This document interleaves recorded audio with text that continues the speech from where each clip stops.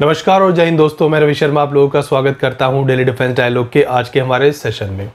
दोस्तों, पिछले कई सालों से जिस तरह से दुनिया भर में कई सारे देश आपस में लड़ रहे हैं, जैसे कि रशिया यूक्रेन हो गया, अभी इजराइल हमास हो गया, इजराइल हिजबुल्लाह और लेबनान में जो यहाँ पर लड़ाई चल रही है वो हो गई। तो इस तरह से काफ़ी सारे देश इस समय एक वॉर सिचुएशन में इंडल्ज हैं और इन वॉर सिचुएशंस में दुनिया ने एक चीज़ यहाँ पर लर्न की है कि जो मिसाइल्स हैं वो बाकी किसी भी वेपन के कंपैरिजन में ज़्यादा सटीक और ज़्यादा यूज़फुल साबित हो रही है। हालांकि ह्यूमन बीइंग ने पिछले 70 सालों में जब से मिसाइल्स को डेवलप किया है और उसको यूज़ करना शुरू किया है, तो मिसाइल्स की जो यूज़फुलनेस है वो ह्यूमन बीइंग ने बहुत पहले ही पहचान ली थी।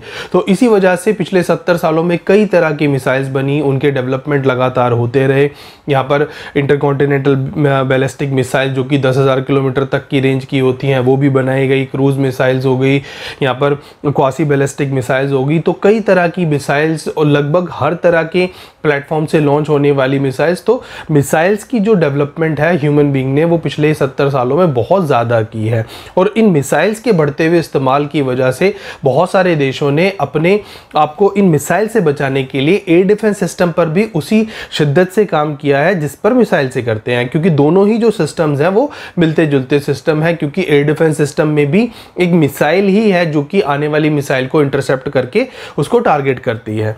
तो यहाँ पर जब से ये एयर डिफेंस सिस्टम्स का इस्तेमाल बढ़ा है तो बहुत सारे देशों ने अब इस एयर डिफेंस सिस्टम की भी काट ढूंढने के लिए मिसाइल्स को ही यहाँ पर फर्दर डेवलप किया है और मिसाइल्स की यहाँ पर स्पीड को कई गुना ज़्यादा बढ़ा दिया है। तो अभी तक हम ज़्यादातर जो दुनिया में मिसाइल्स यूज़ हो रही थी या फिर डेवलप हो रही थी वो सुपरसोनिक स्पीड्स की मिसाइल थी या फिर सबसोनिक स्पीड की मिसाइल्स थी। तो अब जाकर के यहाँ पर दुनिया के बहुत सारे देश हाइपरसोनिक मिसाइल्स की तरफ भी मूव कर रहे हैं। देखिए, हाइपरसोनिक मिसाइल में जो स्पीड है वो लगभग 5 मार्क से ऊपर ही होती है और ज़्यादातर जो हाइपरसोनिक मिसाइल्स दुनिया में आज के दिन में डेवलप हो रही हैं या फिर यूज़ हो रही हैं वो सभी 10 मार्क के आसपास की स्पीड रखती है, यानी कि आवाज़ की गति से 10 गुना ज़्यादा स्पीड से ये मिसाइल्स मूव करती हैं, विच इज़ अप्रोक्सीमेटली 2 किलोमीटर पर सेकेंड के हिसाब से ये मिसाइल्स मूव करती हैं। और इस वजह से किसी भी इंटरसेप्टर को इनको इंटरसेप्ट करना बहुत ज़्यादा मुश्किल है, क्योंकि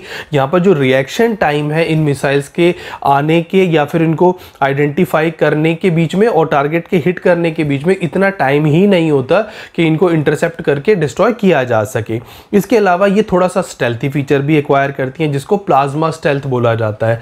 तो प्लाज्मा स्टेल्थ बेसिकली क्योंकि ये मिसाइल्स इतनी स्पीड से मूव करती हैं कि इनके आसपास, क्योंकि ये बहुत हाई प्रेशर जो गैसेस हैं वो यहाँ पर जनरेट होती हैं और इस प्रेशर की वजह से यहाँ पर मिसाइल के फ्रंट पर एक प्लाज्मा क्लाउड बनता है और वो प्लाज्मा क्लाउड इनको रडार की वेव से भी बचाता है। तो रडार वेव से बचने के बाद ये मिसाइल्स रडार के ऊपर यहाँ पर आइडेंटिफाई नहीं हो पाती और जब तक आइडेंटिफाई होती हैं तब तक यहाँ पर जो रिएक्शन टाइम है वो बहुत मिनिमम होता है। तो इसी वजह से दुनिया भर के जो एयर डिफेंस सिस्टम है वो इन मिसाइल्स के सामने, जो कि हाइपरसोनिक मिसाइल्स हैं, उनके सामने कहीं ना कहीं फेल होते हुए नजर आ रहे हैं।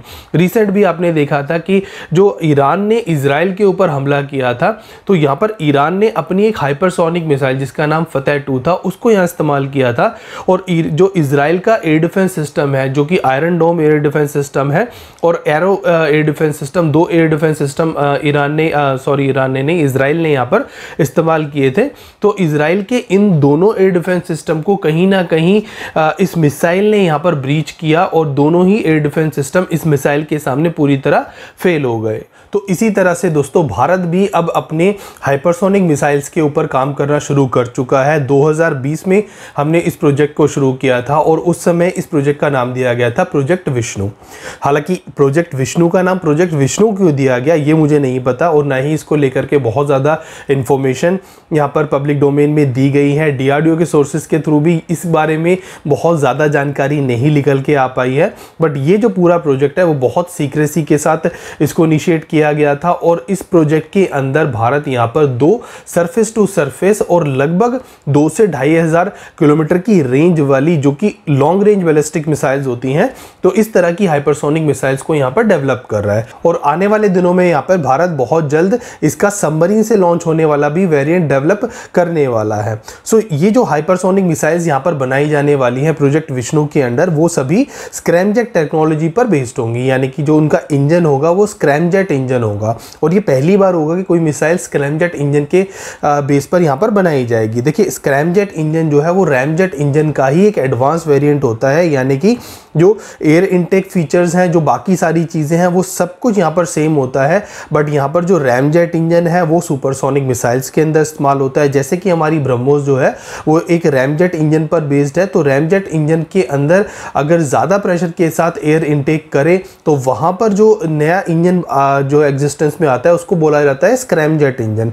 तो स्क्रैमजेट इंजन ज़्यादातर जो हाइपरसोनिक मिसाइल्स होती हैं उनके अंदर यूज़ किया जाता है। और भारत स्क्रैमजेट इंजन के ऊपर बहुत सालों से लगातार काम कर रहा है, क्योंकि भारत का जो स्पेस प्रोग्राम है वो भी बहुत ज़्यादा डेवलप है और भारत ने काफ़ी सारी एक्सपर्टीज इस एरिया में ऑलरेडी एक्वायर की हुई है। तो भारत को स्क्रैमजेट इंजन को बनाने में बहुत ज़्यादा टाइम यहाँ पर नहीं लगेगा। भारत ने बहुत जल्दी इस मिसाइल के बहुत सारे कंपोनेंट्स को अभी डेवलप कर लिया है। रिसेंट जो न्यूज़ आई है उसके अकॉर्डिंग 2025 तक हो सकता है इस मिसाइल का पहला वेरिएंट यहाँ पर लॉन्च किया जाए। हालांकि इसके कुछ वेरिएंट्स को यहाँ पर जो हाइपरसोनिक ग्लाइड व्हीकल है, यानी कि जो प्रपल्शन सिस्टम है उसके अलावा जो हाइपरसोनिक ग्लाइड व्हीकल होगा, क्योंकि ये मिसाइल्स 2 पार्ट में बनेगी। क्योंकि पहला पार्ट इसको लॉन्च करेगा, जैसे कि रॉकेट के अंदर होता है कि पहला पार्ट लॉन्च करेगा और पहला पार्ट लॉन्च करने के बाद कुछ हाइट तक लगभग 30 किलोमीटर तक जा करके वो इस मिसाइल से अलग हो जाएगा। और उसके बाद जो सेकंड पार्ट होगा वो यहाँ पर आगे मूव करेगा और इसी को बोला जा रहा है हाइपरसोनिक ग्लाइड व्हीकल। तो जो अग्नि 5 और अग्नि 6 जैसे जो हमारी मिसाइल्स हैं उनके जो वॉरहेड हैं उनकी जगह भी हम ये हाइपरसोनिक ग्लाइड व्हीकल यहाँ पर यूज़ कर सकते हैं। और हाइपरसोनिक ग्लाइड व्हीकल यहाँ पर ऑलरेडी डेवलप किया जा चुका है। इसके अलावा यहाँ पर इस मिसाइल का जो फ्यूल टैंक है उसको लेकर के यहाँ पर DRDO R&D कर रहा है, यहाँ पर लगातार उसको डेवलप किया जा रहा है। क्योंकि हाइपरसोनिक मिसाइल्स के अंदर जो फ्यूल टैंक है वो एक एडवांस फ्यूल टैंक्स लगाए जाते हैं, तो उसके ऊपर भारत यहाँ पर अभी काम कर रहा है। और यही एरिया है जहाँ पर अभी भारत पूरी तरह तैयार नहीं है, तो भारत लगातार इसके ऊपर काम कर रहा है और आने वाले दिनों में ये मिसाइल जल्द हमें टेस्ट होती हुई भी नजर आने वाली है। तो ये मिसाइल का जो मेन कंपटीशन होगा वो आने वाले दिनों में रशिया की जो 3M22 ज़िरकॉन मिसाइल है, जो कि एक हाइपरसोनिक मिसाइल है, उससे होने वाला है। इसके अलावा जो चाइना की मिसाइल्स हैं, स्पेशली जो DF-17 जो मिसाइल है, डोंगफेंग 17, वो एक हाइपरसोनिक मिसाइल है, तो वो भी इसी तरह की एक मिसाइल है। और भारत की जो मिसाइल होने वाली है उसकी रेंज DF-17 की रेंज से यहाँ पर ज़्यादा होने वाली है। हालांकि पूरी दुनिया में इस समय जो सबसे ज़्यादा काम कर रही है कोई कंट्री इन मिसाइल्स के ऊपर, वो यहाँ पर चाइना है। और बहुत हद तक यहाँ पर चाइना और रशिया अमेरिका से हाइपरसोनिक मिसाइल्स के मामले में कई गुना आगे बढ़ चुके हैं। हालांकि अमेरिका भी यहाँ पर लगातार काम कर रहा है और अमेरिका में बहुत सारी कंपनीज हैं, जैसे कि लॉकहीड मार्टिन अपना खुद का एक प्रोग्राम चलाए हुए इसी तरह की मिसाइल्स को लेकर के। एक डार्पा नाम का प्रोग्राम भी यहाँ पर चल रहा है।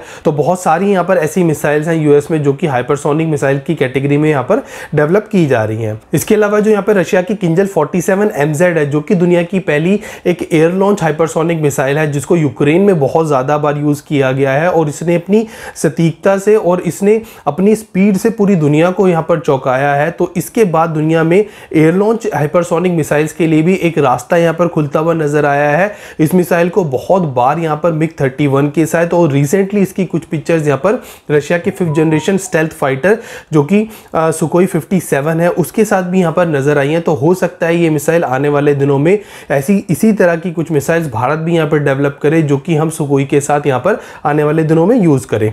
हालांकि भारत यहाँ पर ब्रह्मोस का जो सेकंड वर्जन बना रहा है, यानी कि ब्रह्मोस 2, वो एक इसी तरह की मिसाइल होगी, बट वो एक एयर लॉन्च नहीं बल्कि एक सरफेस से मूव करने वाली मिसाइल होगी और वो भी एक हाइपरसोनिक मिसाइल होगी। तो इस तरह से ब्रह्मोस के जो वेरिएंट बन रहे हैं वो भी यहाँ पर हाइपरसोनिक कैटेगरी में बनाए जा रहे हैं। बट जो ब्रह्मोस 2 है उसका आने वाले दिनों में हो सकता है इसी तरह का, जैसे कि किंजल 47 MZ है एयर लॉन्च जो इसका वेरिएंट है, वो इसी तरह का वेरिएंट भारत में ब्रह्मोस भी यहाँ पर डेवलप करे। हालांकि ब्रह्मोस की जो मिसाइल्स हैं उनकी जो रेंज है वो यहाँ पर लगभग 300 किलोमीटर तक ही रहने वाली है, जो कि एक बड़ा ऑब्स्ट्रक्शन यहाँ पर है, क्योंकि जो रशिया है वो भी यहाँ पर MTCR यानी कि मिसाइल टेक्नोलॉजी कंट्रोल रेजिम का एक मेंबर है।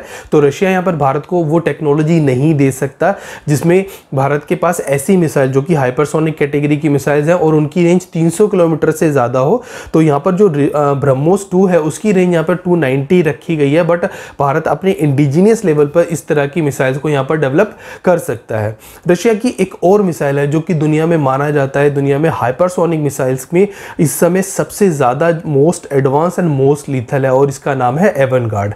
एवनगार्ड की स्पीड लगभग 27 माक की है और ये दुनिया में एक तरह से पूरी दुनिया को चौंकाने वाली मिसाइल है, क्योंकि जब इसको अनवील किया गया था तो पूरी दुनिया ही इसको देख करके सहम गई थी। जिस मिसाइल के साथ इसको अटैच किया गया था उसको सैटर्न 2 का नाम दिया गया, यानी कि एक तरह से शैतान। तो मीडिया वाले इसको एक बहुत बड़ा डेविल मानते हैं और पूरा यूएस इस मिसाइल से बहुत ज़्यादा यहाँ पर जो है खतरा भी महसूस करता है। ये एक मर्व मिसाइल भी है, यानी कि मल्टीपल टारगेट्स को लेकर के जा सकती है। तो ये एक बहुत ज़्यादा लीथल मिसाइल है और दुनिया में इस मिसाइल के पूरी दुनिया में इस समय चर्चा है। तो एवनगार्ड दुनिया की सबसे ज़्यादा मोस्ट एडवांस हाइपरसोनिक मिसाइल है। अब यहाँ पर भारत भी पीछे नहीं है। भारत यहाँ पर सिर्फ अपना प्रोजेक्ट विष्णु ही यहाँ पर जो है ऑन नहीं किए हुए भारत ने, बल्कि यहाँ पर बाकी प्रोजेक्ट्स भी यहाँ पर लगातार चल रहे हैं। जैसे कि यहाँ पर शौर्य मिसाइल जो है, जो कि सागरिका K-15 हमारी मिसाइल है, उसी का एक लैंड वेरिएंट है, उसकी यहाँ पर हाइपरसोनिक मिसाइल्स बनाने की कोशिश की जा रही है, जिसकी स्पीड लगभग 9 माक के आसपास होने वाली है।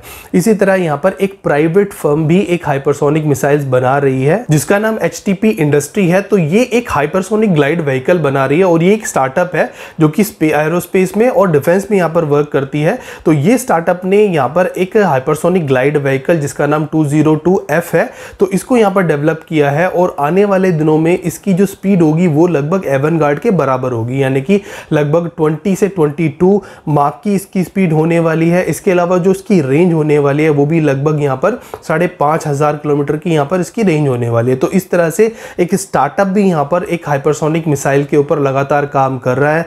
आने वाले दिनों में और बहुत सारे स्टार्टअप्स और DRDO भी अपने लेवल पर इस तरह की मिसाइल्स के ऊपर लगातार काम कर ही रहा है। तो भारत का हाइपरसोनिक मिसाइल्स की जो कैटेगरी है उसमें भी फ्यूचर उतना ही ब्राइट है जितना कि हमारे जो बाकी मिसाइल्स की कैटेगरी में हमने जिस तरह से अपने माइलस्टोन अचीव किए हैं, इसी तरह से हम आने वाले दिनों में हाइपरसोनिक मिसाइल्स के कैटेगरी में भी एक माइलस्टोन अचीव करने वाले हैं।